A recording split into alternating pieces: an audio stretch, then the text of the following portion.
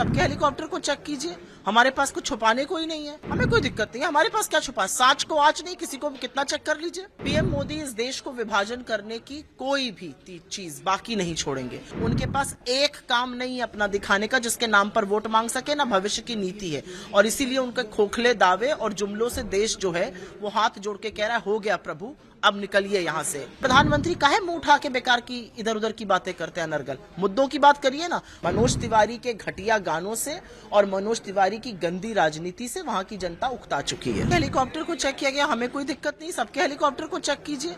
हमारे पास कुछ छुपाने को ही नहीं है। ऐसे ही प्रधानमंत्री के हेलीकॉप्टर को चेक करिए, गृह मंत्री को चलिए, उनके तमाम लोगों को करिए। एक लेवल प्लेइंग फील्ड होनी चाहिए। निष्पक्ष संस्था है इलेक्शन कमीशन, उसके अधीन इस समय कानून व्यवस्था है। बिल्कुल चेक कीजिए, सबको चेक कीजिए। इस बात का भी तो जवाब मिलना चाहिए। सोशल मीडिया पे मुझे याद है कुछ महीने पहले मोदी जी कहीं गए थे चुनाव के दौरान, बड़े बड़े काले बैग निकल रहे थे, वो किसके थे? आज तक उसका जवाब ही नहीं मिला। हमें कोई दिक्कत नहीं है, हमारे पास क्या छुपा, साच को आज नहीं, किसी को कितना चेक कर लीजिए। पीएम मोदी ने कल मैसूर से कहा कि जो कांग्रेस है टुकड़े टुकड़े गैंग का सरदार है।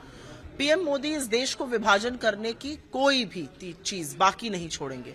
पीएम मोदी ने इस देश में 10 साल सत्ता चलाई और सत्ता चलाने के बाद आज जब हम चुनाव के मुहाने पर हैं, उनके पास एक काम नहीं है अपना दिखाने का जिसके नाम पर वोट मांग सके, ना भविष्य की नीति है।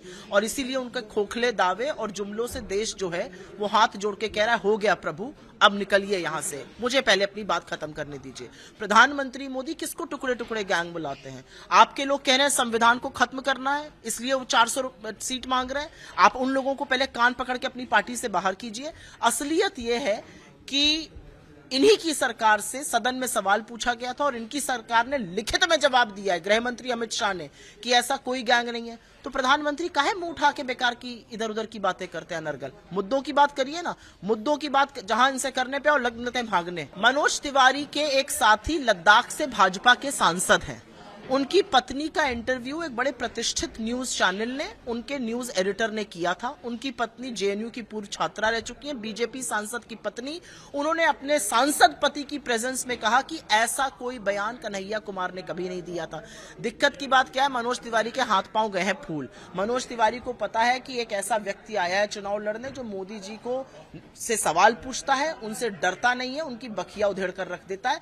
तो इस तरह की बातें आपको सुनाई देंगी। मनोज तिवारी के घटिया गानों से और मनोज तिवारी की गंदी राजनीति से वहां की जनता उकता चुकी है। केजरीवाल की अरेस्टिंग पे अभिषेक मनु सिंघवी जो उनके वकील, उन्होंने कहा कि चुनाव कैंपेन केजरीवाल ना करे, इसलिए उनको गिरफ्तार किया गया है। मुझे ऐसा लगता है हर उस व्यक्ति को जिसको प्रताड़ित किया जाता है एजेंसी से, जिसको प्रताड़ित किया जाता है सीबीआई, ईडी, इनकम टैक्स से, वो इसीलिए किया जाता है चुनाव से भड़काने के लिए, चुनाव खत्म करने के लिए। लेकिन असलियत ये है कि जो राजनेता है वो जहां पर भी रहता है वो चुनाव लड़ता है।